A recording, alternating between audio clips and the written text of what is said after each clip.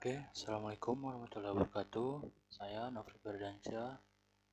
Nah, di sini kita akan masuk ke studi kasus. Studi kasus apa? Itu kita akan membahas salah satu konsep paling fundamental ya, yang paling penting dalam dunia database, yaitu normalisasi. Untuk mempermudah pemahaman kita, jadi kita akan menggunakan studi kasus yang sangat relevan ya dengan kehidupan kita sebagai mahasiswa, yaitu KRS atau Kartu Rencana Studi. Kita akan membedah prosesnya langkah demi langkah, mulai dari tabel yang berantakan sampai menjadi beberapa tabel yang rapi dan efisien. Baik, kita langsung saja mulai videonya.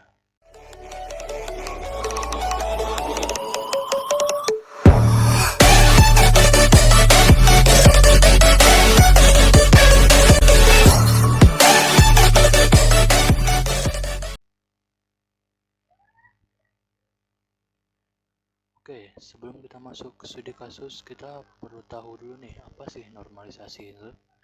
Singkatnya, normalisasi itu adalah proses mengorganisir data dalam sebuah database. Tujuannya untuk menghilangkan redundansi data, menghapus data yang sama yang disimpan berulang-ulang kali di banyak tempat. 2. Memastikan konsistensi data, yaitu mencegah adanya anomali atau masalah saat kita ingin menambah, mengubah, dan menghapus data. 3. Kita bisa meningkatkan integritas data untuk memastikan data yang kita simpan itu akurat dan andal. Nah, normalisasi ini punya beberapa tingkatan, tapi yang paling umum digunakannya itu adalah sampai bentuk normal ketiga atau 3NF, dan itulah yang kita akan lakukan hari ini. Sekarang, mari kita lihat studi kasus kita. Sini saya punya contoh data KRS seperti ini ya. Nah, ini adalah table unnormalized. Oh, sebelum itu mungkin kita akan tampilkan KRS saya dulu ya. Mohon maaf, ini belum saya tampilkan.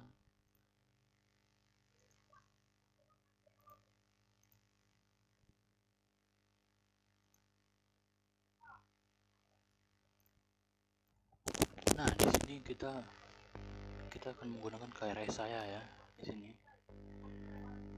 Ini kita ada KRS nih. Studi kasus kita akan menggunakan KRS ini. Oke. Saya hapus dulu. Nah, di sini ada tahap ini ya. Tahap pengumpulan data dulu nih. Namanya table unnormalized. Oke, di sini sudah saya salin nih data-datanya. Itu ada NIM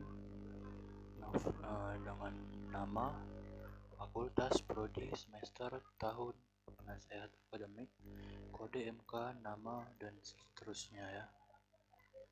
Oke, sini kita bisa lihat. Nah, sini kita bisa lihat ini masih apa ya? Tidak normal gitu. Kenapa? Coba perhatikan baik-baik. Nih, di dalam satu baris ini ada beberapa kolom yang isinya tuh keroyokan gitu.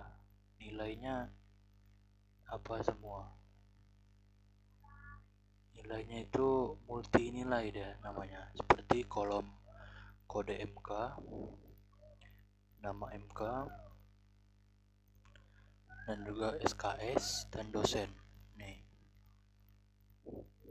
Ini multi nilai ini. Nah, satu mahasiswa itu bisa mengambil banyak mata kuliah kan. Nah, ini adalah masalah pertama yang harus kita selesaikan. Tabel seperti ini sangat nggak efisien dan rentan terhadap kesalahan. Nah, yang selanjutnya kita ke langkah pertama, itu bentuk normal pertama, itu first normal form 1NF.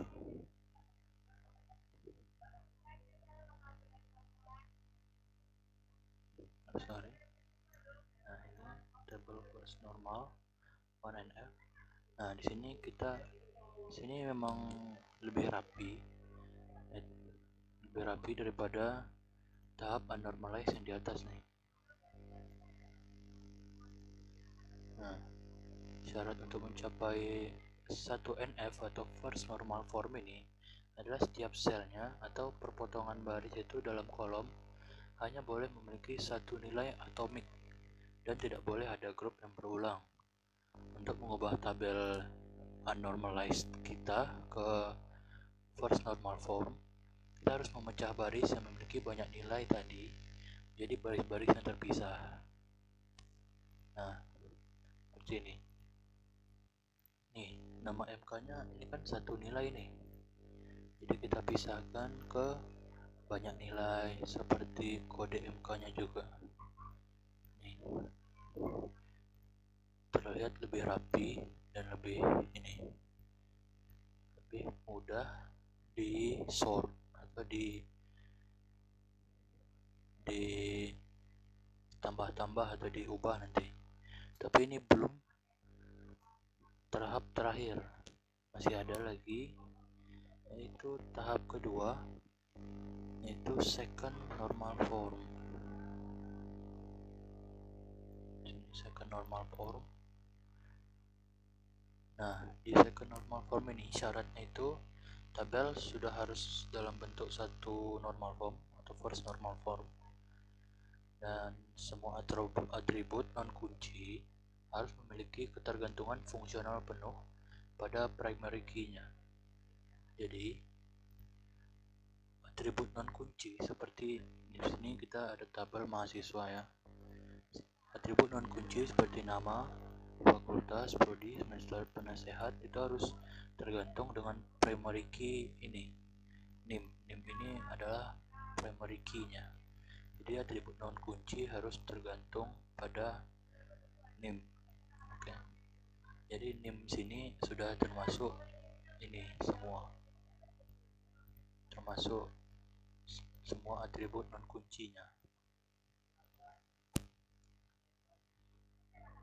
Nah, tapi masih belum berakhir karena ada ketergantungan parsial. Jadi kita harus memecah tabel 1NF menjadi beberapa tabel baru nih. Tadi karena 1NF itu belum selesai karena ada ketergantungan parsial.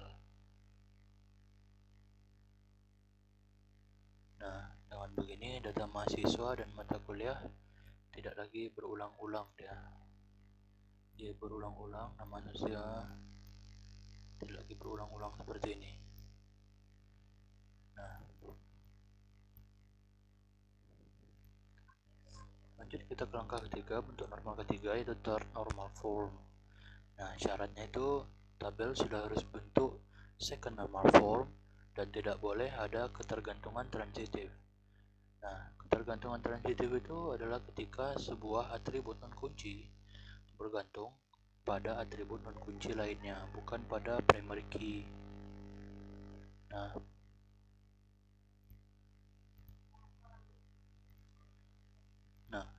itu artinya nih di second normal form seperti fakultas prodi itu bergantung kepada atribut kunci lainnya, primary key ini. Jadi kita akan pisah ini supaya dia tidak ketergantungan transitif kepada atribut kunci lainnya. Ini kan atribut non kunci nih seperti nama fakultas, nama prodi. Nah, kita akan buat berpisah gitu.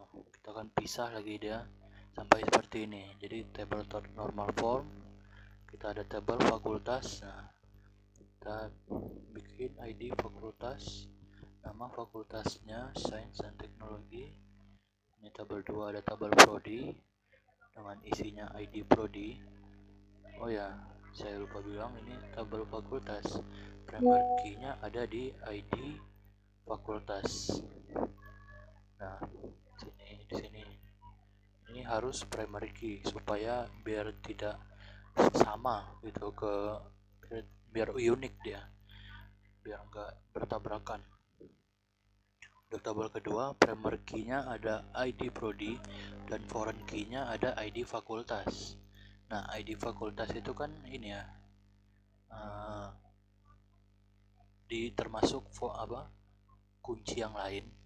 Jadi kita nggak bisa, jadi kita harus di foreign key kan, supaya dia tidak tergantung ke ID prodi ini. Jadi kita foreign key dia agar dia bisa, jadi seperti kita nih panggil ID fakultas dari sini, bukan ID fakultasnya yang kita masukkan di tabel prodi gitu. Selanjutnya tabel dosen, kita primary key ada ID dosen dan nama dosen. Tabel kurikulum, ID kurikulum, tahun dan nama kurikulumnya. 5 ada tabel mata kuliah. Di primary key-nya ada di kode MK dan foreign-nya ada di ID kurikulum. Nah, itu sama penjelasannya supaya tidak ini ya, tidak bergantungan. Tabel ke-6 kita ada tabel mahasiswa. Primary key-nya adalah NIM dan foreign key-nya di ID prodi dan ID penasehat. Nah, dan 7 kita ada tabel kelas, ID kelas untuk primary key-nya. Foreign key ada di kode MK dan ID dosen. Nah, selanjut tabel terakhir yaitu tabel KRS. Di primary key-nya ada di ID dan foreign key-nya NIM dan ID kelas. Oke.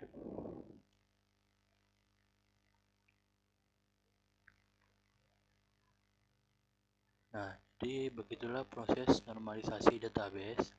Dari studi kasus KRS kita mulai dari satu tabel besar yang berantakan itu unnormalized, lalu kita rapikan langkah demi langkah melalui first normal form, second normal form, dan third normal form.